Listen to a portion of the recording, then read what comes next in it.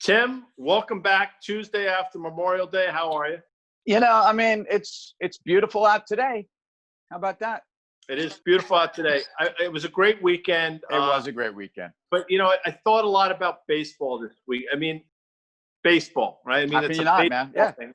And one of the things I started thinking about was some of the great rotations in the history of Major League Baseball. And it pains me to say, but those early Orioles staffs of the 70s with Jim Palmer and Mike Cuellar and Pat Dobson, right? And Dave McNally. Dave McNally, who they picked up from the games.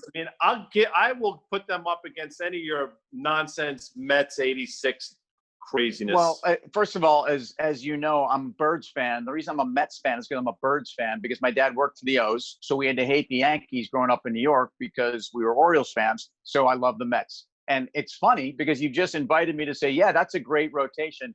But that 86 Mets rotation was, I think, lights out. And again, Doc Gooden, Ronnie Darling, Bobby Ojeda. Ojeda was, I think, 18-6.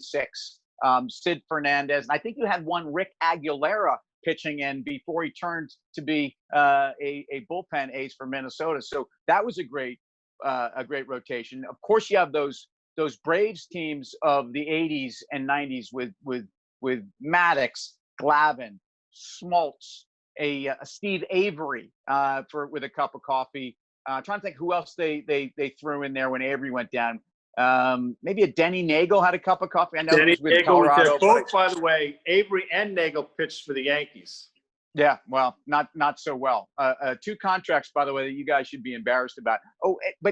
And I have to go back to those Dodgers teams of the late 70s where we were throwing a Don Sutton, Bert Happy Hooten, Jerry Royce. Sure.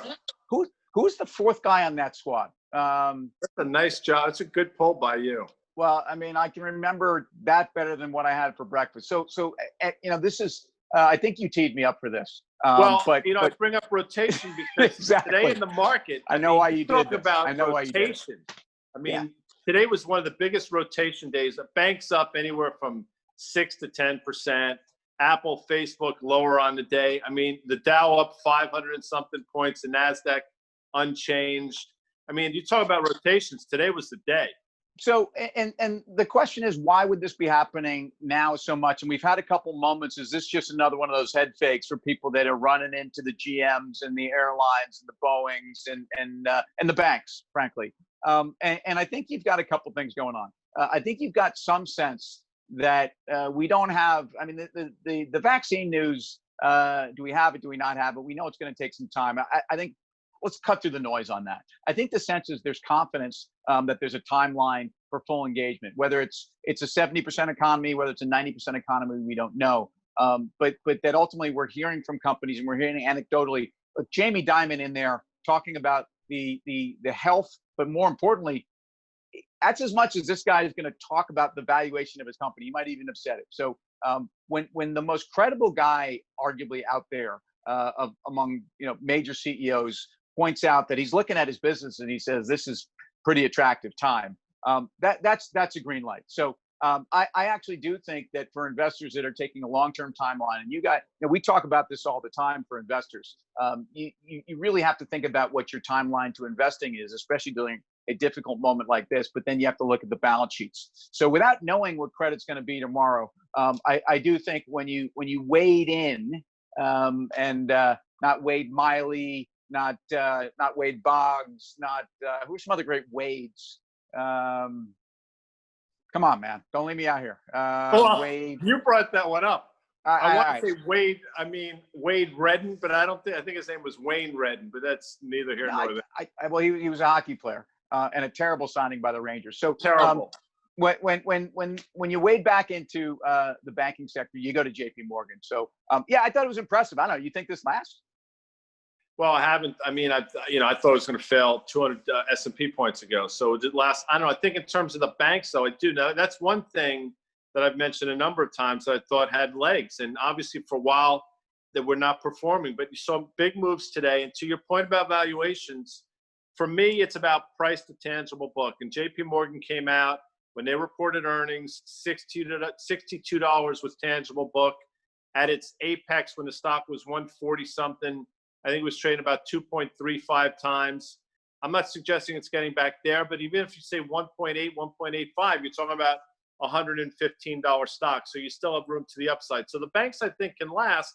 The broader market still is sort of weird, and the VIX closing unchanged today. I mean, a lot of just weird things. Plus, and you mentioned it tonight on the show, the president, I believe, thinks he has some wiggle room in terms of the market now with the run-up it has. And I think the rhetoric with China is only going to get worse.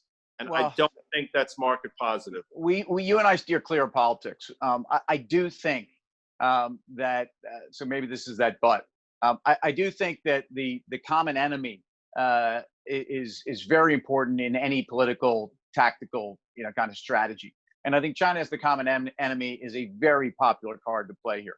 And I do think it's popular then to talk about it in the market context. So I think, he's been able to say, we're going to come back stronger. And he's talking about the market. And we'll see. We'll see. I mean, I think the key right now is can we get a little bit more insight into balance sheets? Jamie Dimon himself talked about the consumer and that actually, strangely enough, many folks who are unemployed are making more money than they were making while they were employed. Now, this is another kind of political statement, and I think there's a lot of folks out there who study economics and aren't terribly thrilled that we've disincentivized people to go back to work. And I know the gravy train won't last forever, but that's part of the strength today. And I'm going to take words out of your mouth, but I mean, we're kind of multiple wise on the S&P. It's amazing. The market's actually lower than it was, but the valuation for the S&P is higher. You can make an argument we're in rarefied air here. And I did that because our friend Eric Sherman talked about Air Supply was one of his guilty pleasure bands, and I'm All Out of Love was stuck in my head all weekend, and I don't know what that says about me, but I'm certainly all out of breath for Air Supply. Give me your guilty pleasure band on the way out here, because people were asking about it on Twitter. We owe them as such. We got to share this. Well, it's. I'll give you two. I'll give you a twofer. REO Speedwagon. Two for if Tuesday. One of those three REO Speedwagon songs comes on, I'm cranking it up. That's one. Keep on loving you. Sure. Are there three? Anyway, keep going. What do you got? And the Carpenters. Love the Dude, love the Carpenters. You don't love the Carpenters. I'll give you a three for Mama Cass Elliott. There you go. That's fine. You don't get three. What do you love about the Carpenters? The genius of Karen Carpenter's both drumming and vocal ability is second to none. I mean, she might be the greatest vocalist drummer in history. And I'll give you Don Henley, just as an FYI. Or Meg White of the White Stripes. So my guilty pleasure is, and I'm almost not even embarrassed, but you're gonna beat me up. But this is time. Duran Duran, man. Yeah. And it was made even tougher by those videos where Simon Le Bon giving me a backflip in a Speedo, real close to the camera. Not really what I wanted to see, but those guys are great musicians, man. John Taylor, one of the best bassists out there, ended up having a cameo with remember that band, The Power Station? Sure. With a little Bobby Palmer. So anyway, Duran Duran, phenomenal musicians. I mean, as soon as we get going here and have live music again, I'm going to be looking those guys up. I'm going to be hungry like the wolf, bro. Hungry like the wolf. And you should Google the lyrics. Unfortunately, I won't be able to go see the Carpenters for obvious reasons, and I won't be able to see Mama Cass for the same reasons. But if REO Speedwagon were to tour again, count me in. I'm going to keep on loving you, guy. Take it easy. See you tomorrow.